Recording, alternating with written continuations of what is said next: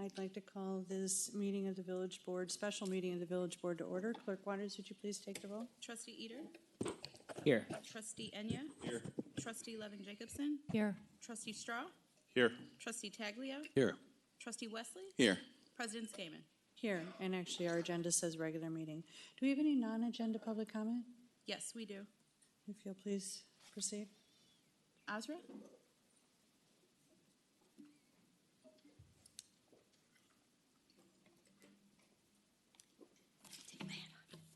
All right, good evening. This comment is directed towards Trustee Corey Wesley, who may feel I'm sharing information out of context, but Corey deliberately limits constituents' access by alternating between his personal and his public Facebook accounts, blocking people like me from his personal account while also using it as a public forum. Corey, from your official trustee Facebook account last week, you mocked people in the Polite Politics Oak Park closed Facebook group, which I cannot access. You insulted neighbors who disagree with Broadview's executive order unconstitutionally limiting protesters' First Amendment rights. Surely you know from American history that dictating when and how people protest serves the oppressor far more than the oppressed. You accused a fellow Oak Parker, writing, "The reason the restrictions exist in Broadview is because people like you don't care about the comfort of the community you invade. You put your own self-righteousness over their comfort, and you are seen. And now you have to deal with the consequences of being seen."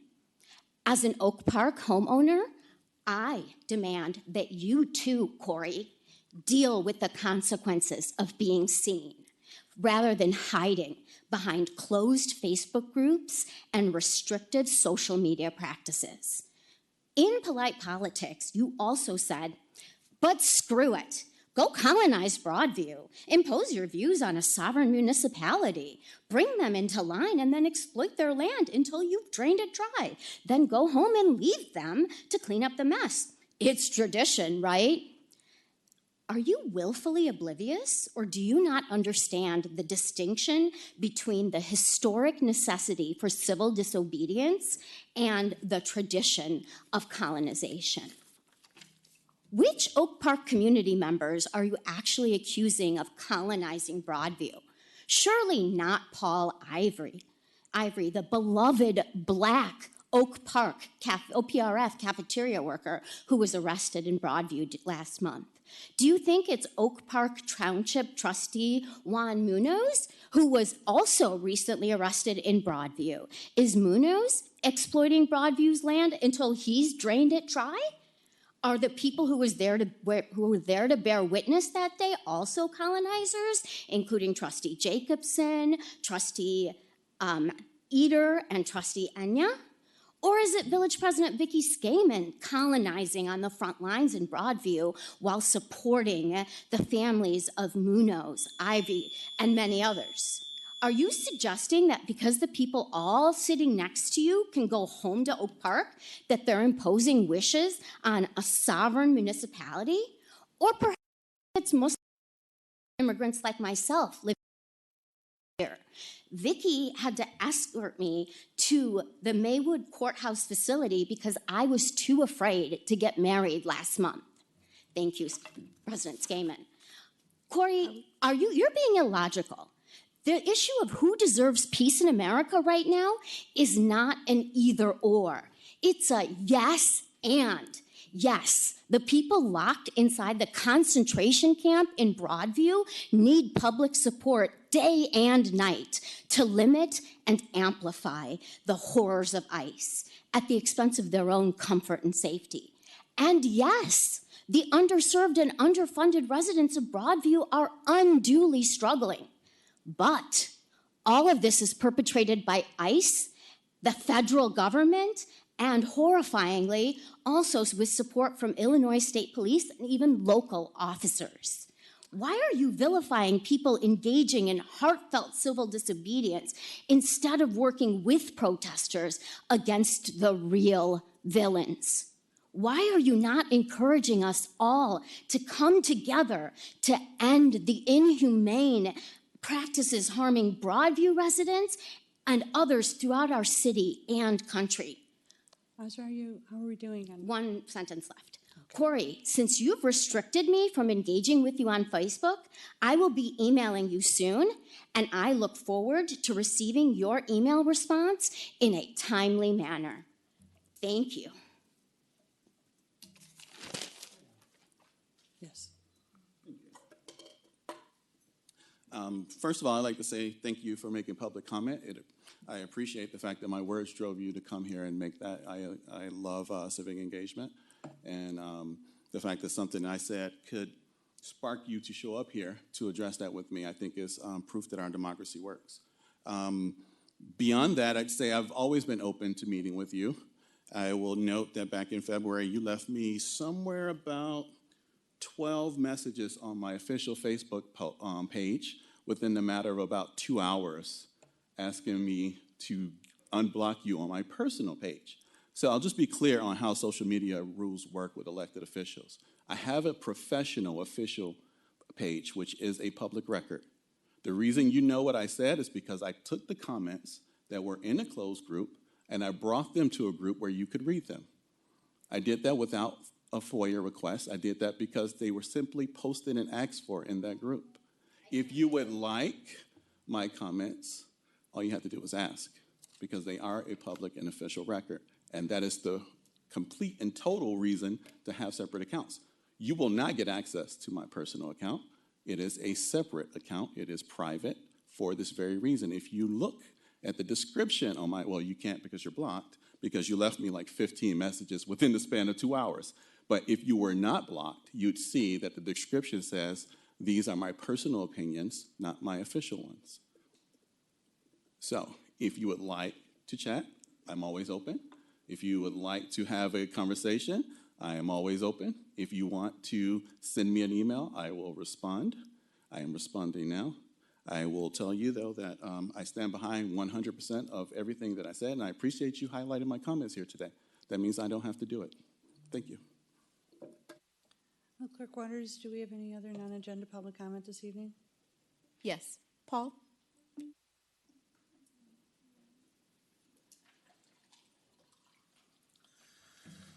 My name is Paul Goyette. I live at 836 South Harvey. Before I get to my main comment, I want to communicate my proud and unequivocal support for Brian Straw and the many Oak Park residents and officials who have gone to protest in Broadview at significant risk to themselves. If anyone doubts that what's happening at Broadview is one of the great evils of our time, I would point you to evidence presented in federal court just today about the shocking and inhumane way people there are being treated. I stand here in awe of Brian's courage in standing up for humanity and his commitment to vigorously defending the right to protest as he fights these bogus charges. Now, on Halloween, like many places in Oak Park, my block hosts a lot of trick-or-treaters from neighboring communities. There is something special to me about being able to sit on my front stairs and share candy and community with our neighbors from outside the border of Oak Park. Whenever there is talk about Oak Park's ongoing aspiration to be a welcoming village, this is what I think of, and it's one of the lowest hurdles, simply being a good neighbor for kids who may not have a safe and welcoming place of their own to go trick-or-treating on Halloween. I've never been much of a Halloween guy myself, but getting to shower all these beautiful children with candy has become one of my favorite personal traditions. So I was devastated to learn that late Friday night, it's likely that some of the same kids who I shared candy with in front of my house had chemical munitions deployed against them in downtown Oak Park as some kind of crowd control measure. Because of my work documenting protests at Broadview, I have direct personal experience with these pepper balls. I've been shot in the chest with them by federal agents at close range, and on numerous occasions, including as recently as Saturday, I've endured prolonged coughing fits from the clouds of toxic pepper dust they create. These are chemical weapons that affect people in the area indiscriminately.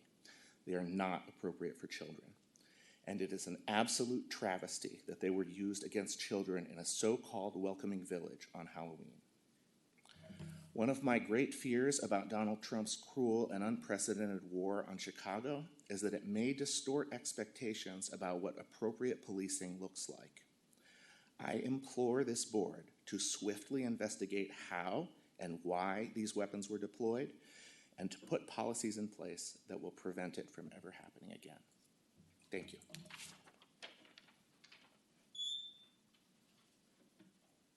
Any other? Not that I'm aware of. Any other public comment? Am I able to make a comment? Of course. Oh, great. Thank you. I appreciate the chance to zoom in remotely. I'm working with a youth group right now and taking a break from them because of the grave concern around the policing that's happening in our community and the need to figure out. I want to echo what Paul said, and I also want to share some of the concerns that were raised about Trustee Wesley's comments around the idea that people protesting for civil rights are somehow colonizing a neighboring community. And it's really abhorrent in the context of understanding what's happening in the Broadview facility and seeing that there is a new era of slavery and human trafficking taking place. And especially on the same days when people are being snatched off the streets of Oak Park. There is video evidence of River Forest police using chemical munitions in Oak Park. That's been circulating on social media.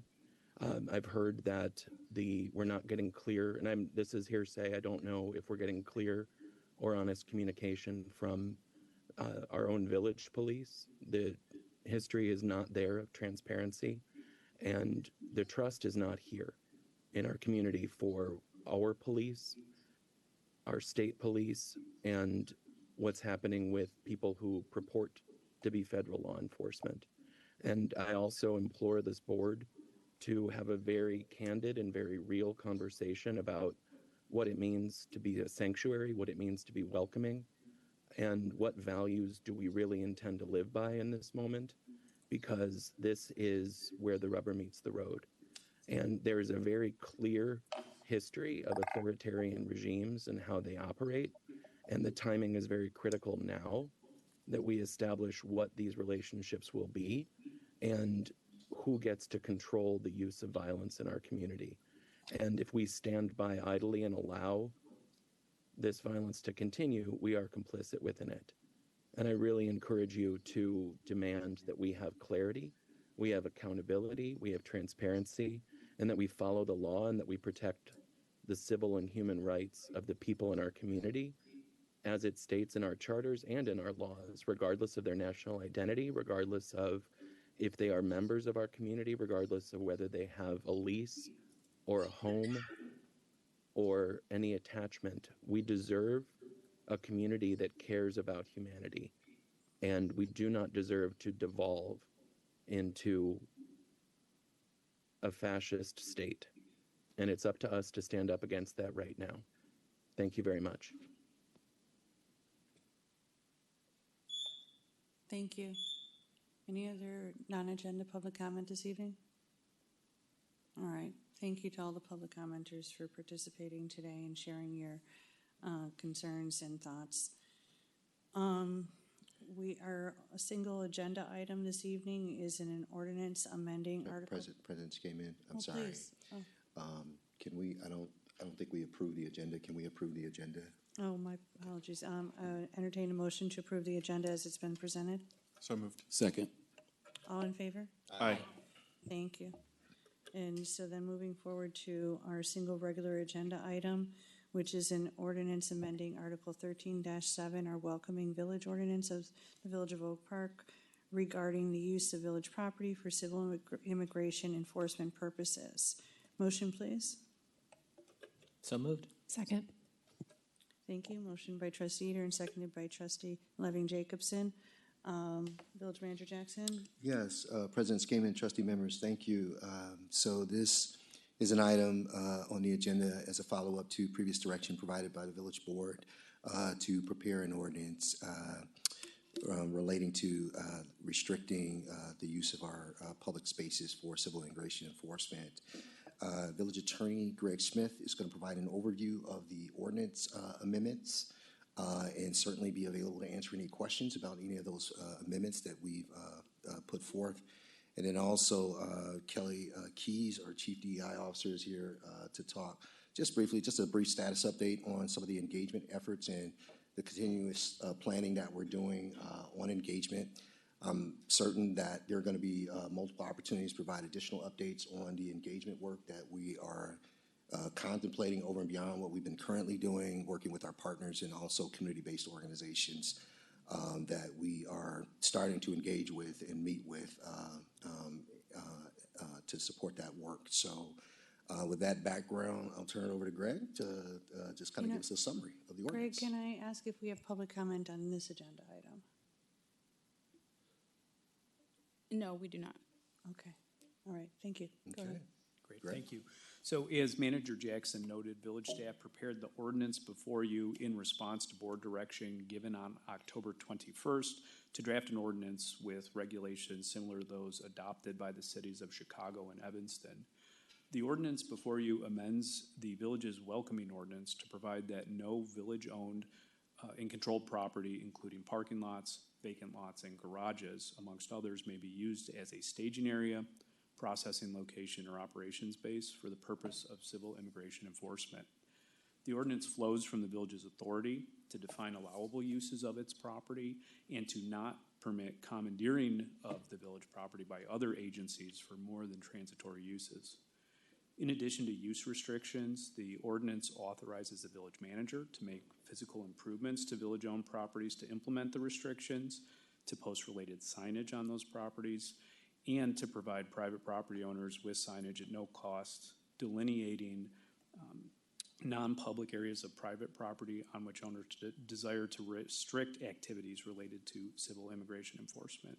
All three of those topics were specific requests of the board on October 21st that were drafted into the ordinance before you. The ordinance also incorporates restrictions from the Chicago and Evanston regulations concerning leased property, lawful property uses, and criminal law enforcement activities. Finally, it's staff's understanding that enforcement of this ordinance would occur in the courts. If this ordinance is approved and a violation occurs, the village would be able to file suit in court and request a declaration that the violation occurred and that the court enter an appropriate penalty and that an injunction be entered prohibiting future violations. This is a similar process utilized by the village of Broadview with respect to the fence that was erected across a village street. I'll now turn it back to Manager Jackson. Yes, so President Skaman, at your pleasure, maybe we can pause here, ask any questions about the ordinance, and subsequent to that, we can have Kelly come up and just give a brief overview of where we stand with the engagement, if you want to handle it that way. Sure. Okay. Okay, so I know Jenna and Derek, you brought this to us. I appreciate your consistent advocacy in the community for a unified response of our community, but if you have questions of what you see before you as you lead the conversation. Well, I'll start by saying thank you for responding quickly to this request. And this is the next meeting after the one we just had 2 weeks ago, so appreciate the speed in which it was turned around.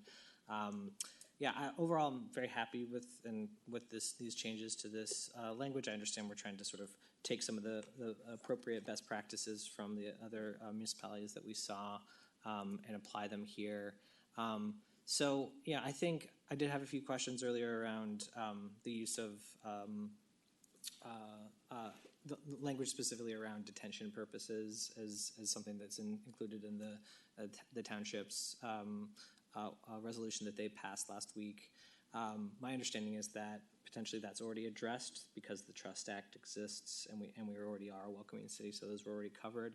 I guess I just want to make sure that we're being as precise as we possibly can to give us kind of the maximum leverage legally to sort of protect the spaces that we do control from being used for those kinds of things. So I guess that's maybe a question for you, Greg, about whether or not that is this language give us that, or are there other things we could potentially do to strengthen it? Yeah, thank you. So the statewide Trust Act and the Village Welcoming Ordinance both prohibit the use of village resources to support civil immigration enforcement activities. So under the Trust Act and the local welcoming ordinance as it exists today, the village's facilities cannot be used as a detention area to house, for instance, persons who've been detained by based on civil immigration enforcement in the holding areas that are in the police department's purview, for instance, at Village Hall. Additionally, this ordinance would prohibit the use of village-owned properties for use as staging areas, processing locations, and operation bases. The city of Chicago was the first to come up with this set of 3 uses, and then other municipalities like Evanston have adopted them as well. The intent appears to be from the city of Chicago to use broad phrasing to be inclusive of semi-permanent use of other government's properties. So I believe that, for instance, an operations base could be construed to include a detention holding area if it was erected on village property, if that answers your question. Okay, thank you. And then I had a second question around rented space. There's sort of limitations that are stated in this ordinance, saying there's obviously limitations to what we can do with rented space. So yeah, I guess maybe a similar question. Is there anything else we could do there? I know there's obviously a contract is a contract. But I'm curious if there's anything else we could do to strengthen that, if at all. Yeah. So the ordinance does not apply to village-owned property, which is subject to leases or use agreements, and that comes from the city of Chicago and the city of Evanston regulations and all the other exemplar regulations that I reviewed while preparing this one. The reason that that's included is because the federal and state constitutions prohibit the village from interfering with contracts that it entered into previously by subsequent legislation. The village can't contract for something and then try to legislate around it. The village is, however, able to make requests of lessees and users of property under agreements that they voluntarily comply with these restrictions. And I would imagine that the village would be willing to do so in order to gain as much compliance as possible with the revised welcoming ordinance, assuming that this ordinance is approved this evening. Okay. So it'd be voluntary and not necessarily a request to change the contract or the lease that's already signed. Is that right? Well, right. It could take 2 forms. The less formal way would be to have the private property owner put up a sign, which the village will work on developing under the manager's authority, and at that point, then the signage would take effect, or it would be possible to prepare amendments to the lease agreements, which would be a more laborious and time-consuming process. Understood. How many properties are we leasing currently? I know Economic Vitality is one of them, or not yet? That would be one. I don't know off the top of my head. I'd have to Okay. report back on that. Yeah, I'd be curious. Just I know it is more work, and obviously it's it's reopening a negotiation, which is always kind of can lead to unknown outcomes. But I'd be curious to know what that is, just to get the scale of that work. I think those are my questions for now. I know others may have many as well, but thank you. My questions have also been answered more than satisfactorily previous to the meeting. I want to emphasize my gratitude. We brought this up very last minute before the last meeting, and it was turned around with great care and efficiency, and I just appreciate everybody's attention to what is an ever-escalating crisis, and I don't take anyone's work on this for granted. And I'm really interested to hear what Kelly has in terms of updates for us. I think the biggest impact we can have is through the collaboration and education piece of these efforts. Obviously, like I said at our last meeting, we have to do all that we can do. And making sure that everybody who lives, works, and visits Oak Park knows what to do if encountering concerning activity by federal agents, whether or not they are legitimate or not, is the goal that I would reach for. So I'm happy to do this, and also as a step, this is an all-consuming seeming crisis, and we're going to keep bringing back, I think, more ideas and more asks. And so I'm going to preemptively thank you all for addressing those as well. And to clarify and shut down our ideas if they're not, you know, actionable or not. Like, we're learning as we're going here a lot, and I ask for a lot of grace, and I extend a lot of grace for the trial and error that's going to come from trying to address the almost unimaginable harms that that we're witnessing, and those that we're not and are unable to witness.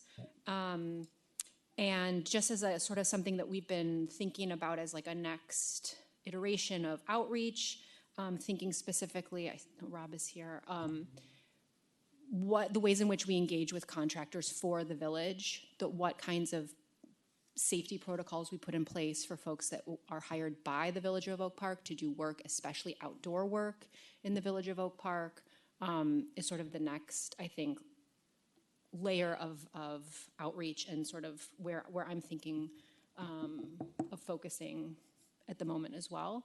I'm starting to ramble, so I'm going to just sort of say thank you again, and looking forward. I also want to thank, before I turn my mic off, Township Trustee Munoz for leading this effort with the township and for all that he's been doing in our community and outside of our community to keep folks safe. Thank you. Any other comments from members of the board? No? I also am grateful to Trustee Munoz for, I know, with the leadership he's had in the township, being the first in the community to pass a similar ordinance. So thank you for your leadership. And to Jenna and Derek for making sure that this is heard by all of our governmental bodies as we move forward. So with that, Kelly Keys. Thank you. Good evening, President Skaman, trustees, Clerk Waters, and Village Manager Jackson, as well as everyone joining us here this evening. As the unprecedented crisis caused by the increased ICE activity continues to grow across our nation and throughout the Village of Oak Park, the village has continued to take intentional steps to inform and support our residents, our visitors, and our workforce. We're ensuring that everyone in Oak Park has access to accurate information about advocacy organizations, legal service providers, and wraparound service providers, as well as that we provide culturally responsive support. This includes making immigrants' rights tools visible and accessible, coordinating with trusted partners, and strengthening internal systems so our response is timely, consistent, and grounded in our welcoming village values. To that end, staff has enhanced the landing page. We heard the trustees and we took another look at it. We did leave the 75 contacts there, but we did prominently feature the Illinois Coalition for Immigrant and Refugee Rights, ICIRR, the hotline number, and a link to the Know Your Rights cards.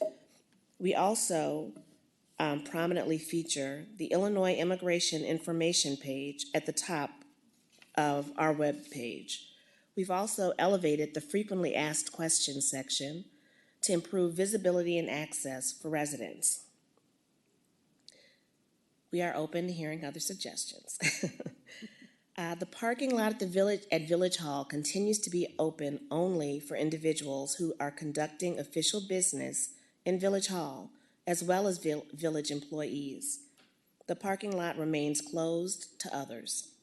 Staff has had initial conversations with 2 nonprofits, including PASO, and we've had discussions with the ACLU and the state's new Commission on Accountability, so that we can form partnerships to provide training regarding know your rights, bystander safety, and other topics related to immigration.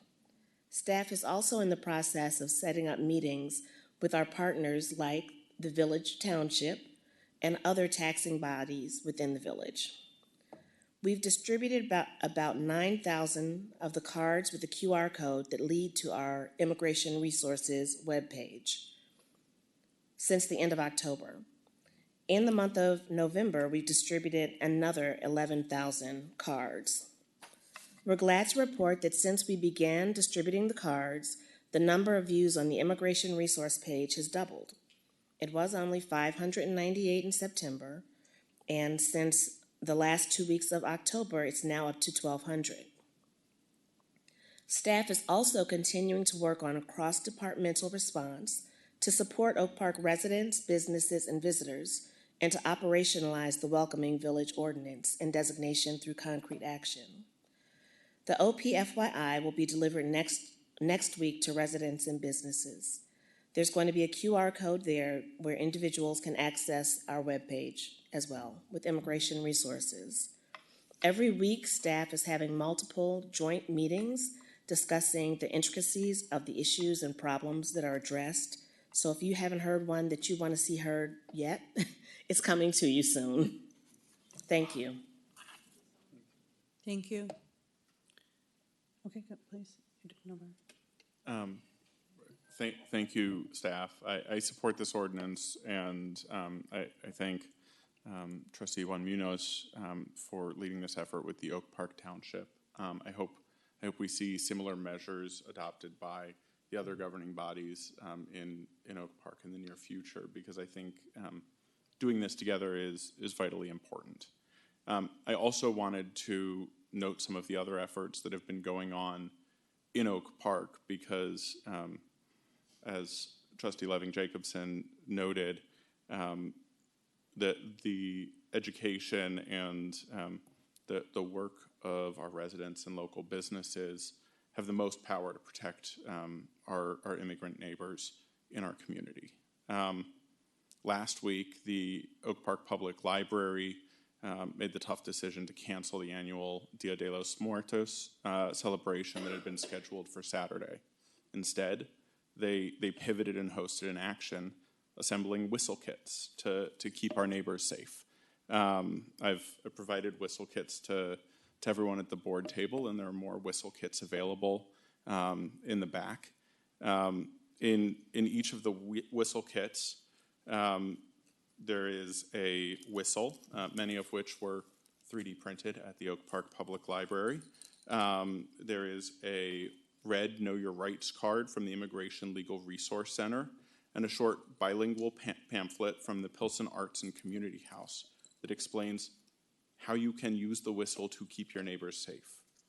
If you're here, please take a whistle packet and keep your whistle with you. If you're not, please get a whistle and head over to pilsenartscommunityhouse.org to learn how to use the whistle to keep your neighbors safe. In addition, if you see ICE or CBP, please remember that you have the right to record what is happening in public spaces and to report what you see to the Illinois Coalition for Immigrant and Refugees' Rights, or ICER. The ICER hotline is 855-435-7693. Turn your phone sideways, record what's happening, and actively narrate what you're seeing. Use the acronym SALUTE to remember the kinds of information to include in your narration.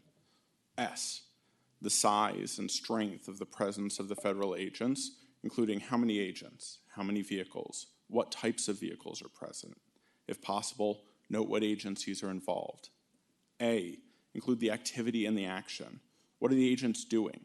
If the agents are detaining someone, getting the individual's name can help ICER connect that individual's family with legal support. L, include the location with as much specificity as possible. An address, landmark, or cross streets is best. U, include what uniforms the federal agents are wearing, or if they are not in a uniform, state that too. T, specify the time and date so that the report can be followed up with specificity. And E, include information about any equipment and weapons that you would see. Again, the ICER hotline is 855-435-7693. Gathering this information and contacting ICER immediately allows rapid responders to verify the sighting and activate appropriate resources to assist the family. Together, we keep us safe. Thank you, Brian. Anyone else? Okay, we do have call to board and clerk too, so maybe at this point we'll call the roll and then we can allow additional comments as our colleagues might want. Clerk Waters, would you please take the roll? Trustee Eater? Yes. Trustee Loving Jacobson? Yes. Trustee Enya? Yes. Trustee Straw? Yes. Trustee Taglia? Yes. Trustee Wesley? Yes. President Skaman? Yes. Okay. Thank you very much, everybody, for, consistently impressing and leading. And now, call to board and clerk. Clerk Waters? Pass. Trustee Enya? Just want to definitely show my support for Brian, for every individual who goes out there to protest, to document, to make sure that they're standing up for their neighbors, that they're standing up for a human right, that they're standing up for making sure that people are being seen and heard, and truly going to that facility to understand that people aren't being treated like humans in that space. And that is unacceptable in any place, regardless of who your leader is. I am very, very happy to know that we have a board, a community. We have so many people here who stand behind that. That's not everywhere. That's very much not everywhere. So know that you're in a unique community. You have community first responders, you have police officers who are here to keep us safe and who are here to make sure that what's happening on that outside level isn't happening at this level. So I put all my kudos out there for everyone who continues to do this work. It's not easy, it's draining, it takes a lot out of everyone. And people like our partners, looking at Juan, seeing our library trustees, seeing people who can continuously show up, and that means all the most. And it's going to take a long time. This is not an easy period, and it's not going to be over anytime soon. So please continue to do what you're doing. Remember to take care of yourselves in between this process. Take some rest. It is okay to tap in and tap out and continue to do so because, like I said, it's going to take a while. But I truly appreciate everything that everyone's doing here. It reminds me of why we do this work and why we do this for the people here. Thank you. Just continuation of my previous comments, just want to note a couple of things. Everyone's entitled to their opinions. So I don't really care about the details on how folks disagree with me. I would like to note, though, that I'm probably the most active trustee on social media in this. I'm the most active elected official in this village on social media. I'm a member of every single Facebook group that'll let me in. I help constituents all the time in Facebook groups via, or just in general, also help them through direct message. I help them through email as well, through phone calls. I have my calendar published on the internet so that people can click a link and book time with me. I keep my personal profile separate from my professional because there needs to be boundaries. And because if I'm going to be as active as I am, and if I'm going to be as public as I am, then I need a space where I don't have to be. And therefore, I have 2 separate accounts, which is best practice according to the law. So I would just like to point out there that any situation where it is said that I am being secretive or trying to hide my comments could be, nothing could be further from the truth. I have more comments on Facebook than every elected official in this village combined. And they're easily accessible. Just search my name. So I just wanted to make that clear. Pass. Just a couple of comments. A couple on the ordinance on the education piece, or that's separate from the ordinance. But I just wanted to mention that in terms of education, I think that the cards that we have that we've been passing out, and we've all been doing it to various places in our community, there it is, that these should be mailed to every resident in the village. And I don't know why we're not doing that yet. I think it would be a good idea. We mail the FYI. Sorry? It is. Well, the link is in the FYI, not the entire thing. I think this whole document should be mailed. So perhaps that might be an idea if that's not already in the works. It may be. I'm not sure. And then I also thought of large banners when you enter the village on our perimeter streets. Would be nice to have the QR code and the website on the corners of, or on all the streets that would come into a park, so people see that. Oops, I'm sorry. And that way, there'd be more in your face when you see it, like 2 by 6, something like that would be nice. This is an idea, of course, so. And then the only thing I want to mention about the ordinance that I have concern of at all is, again, as I mentioned before, the idea of retaliation or intimidation. And I think that's a real thing, and I don't know how you can defend against that. It's difficult. It's a difficult task to try to gauge that. But, I mean, it is a risk. It is a risk that we have to be aware of, and it's just something I guess we're going to have to live with. And hopefully doesn't come to fruition here.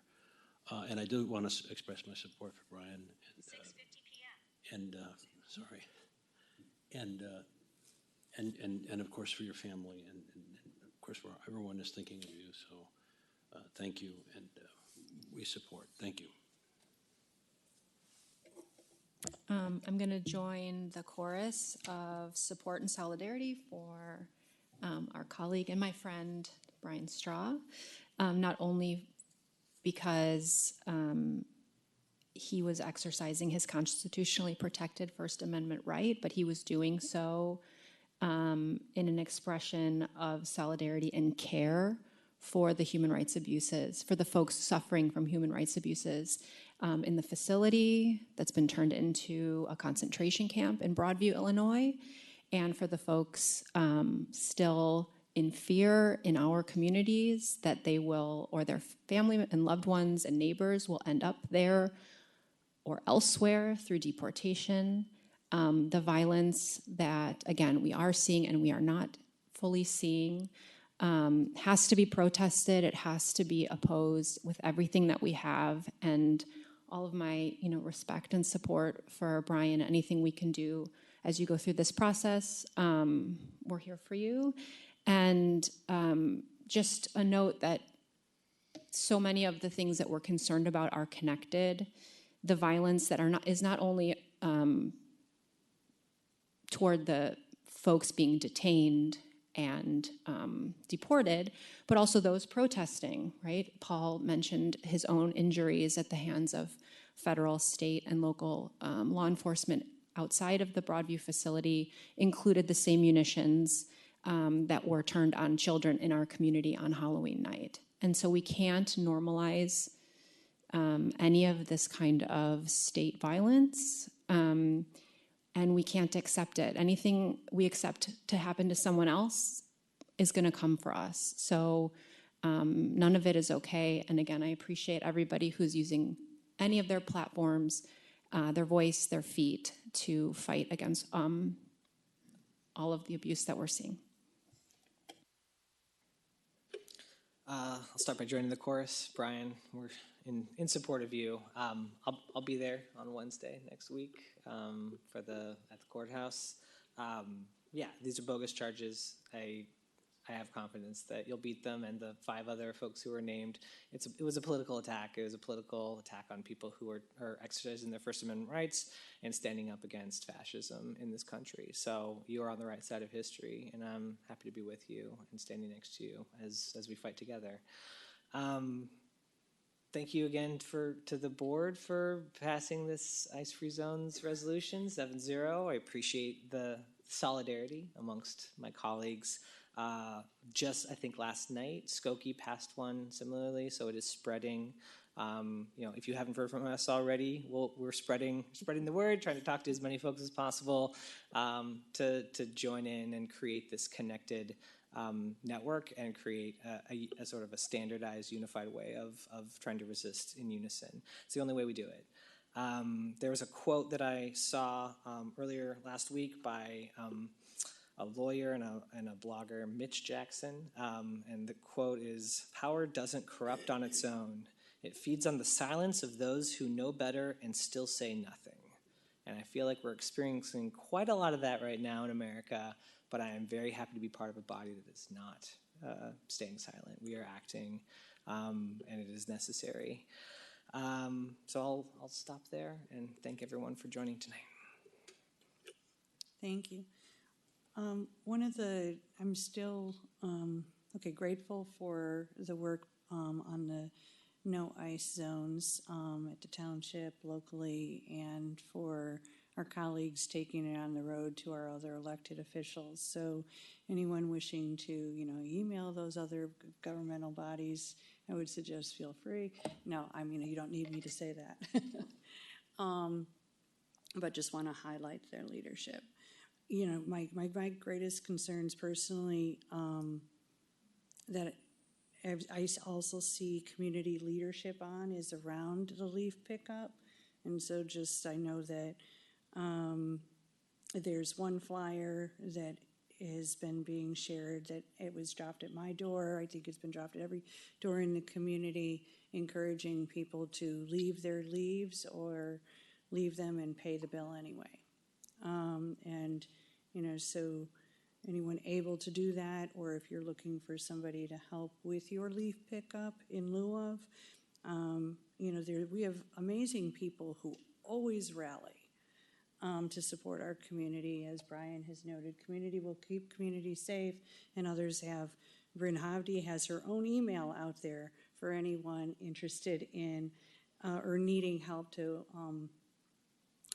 pick up your leaves. But also the Village of Oak Park has, you can go on our website as a fall leaf collection underway, and you'll see leaf collection assistance available, and there's an online form you can fill out, or if you're wishing to volunteer to rake other people's leaves, you can also click there and volunteer.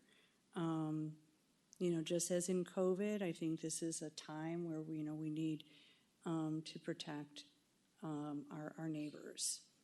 And thank Brian for bringing these, and for everybody who worked to put these together.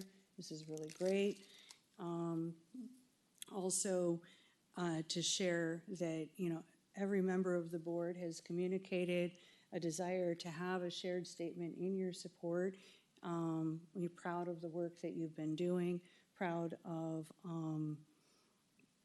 your leadership in the community, and that just to take the one line, we will stand with him and support him and believe he will be vindicated at trial. You know that your colleagues care about you, and I want to make sure that that's known and understood. I am going to, read out loud a statement because he attracted the attention of the governor and other state elected officials in support of not just you, but others who have been protesting. And Corey shared this with me. It's in Politico. But it does summarize what some of the talented folks at the table have been working to put into words as well. So, open letter from Illinois officials condemning federal charges against the Broadview Six. We, the undersigned, write to condemn the Trump administration's decision to file federal charges against a group of 6 people, including candidates, local officials, and activists for protesting at the Broadview ICE facility. Congressional candidate Kat Abizabala, County Board candidate Kat Sharp, committee person Michael Robert, Oak Park trustee Brian Straw, Jocelyn Walsh, and Andrew Martin now face prosecution for simply exercising their First Amendment rights. This follows a disturbing national pattern from the indictment of Representative LaMonica McIver in her New Jersey to the charges against New York Attorney General Letitia James, former FBI Director James Comey, and dozens of others who have challenged the Trump administration.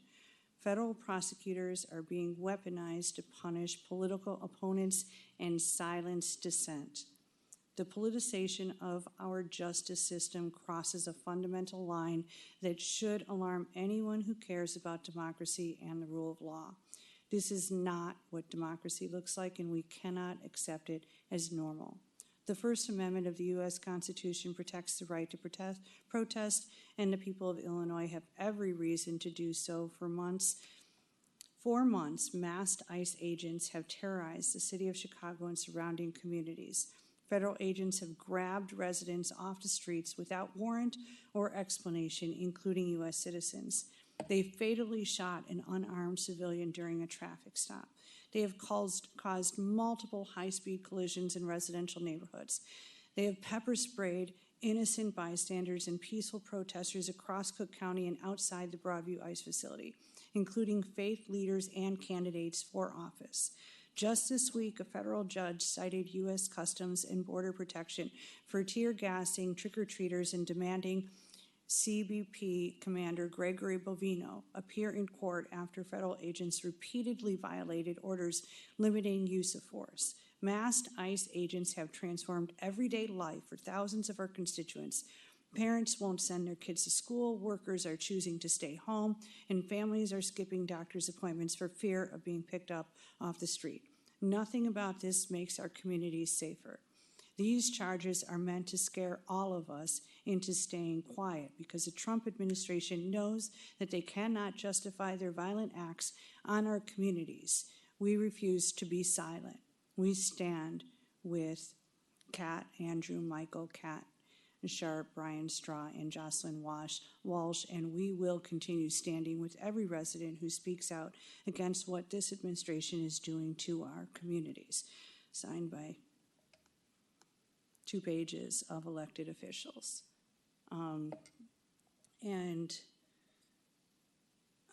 We don't have, and I don't want to overspeak too about the concerns, just reading that about trick or treat and listening to Paul's statement here, all of the answers on how we're going to investigate. But I've heard from every member, that, and many in the community, the need to do so. And we have a staff that supports us in that effort. And so we think that we will be able to move forward with answers. And it is my priority that every member of the board is able to get the answers that they need or that they want for this. And with the 7 elected officials here, that I believe that represents, the greater community in that. And I believe that's in partnership with our police and Citizen Police Oversight Commission. Okay, and we'll work to be as transparent in that as possible. And if there's nobody has anything more to add, then I entertain a motion to adjourn. So moved. Second. All in favor? Aye. Aye. Okay, so some of us have to stay. There's a finance committee meeting, and we have some of our advisory members of the for the finance committee in the community. As I look out, I see other people like Scott Sakiyama who are also standing for what is right in our community, and I just continually feel blessed to have such amazing people to work with. Thank you.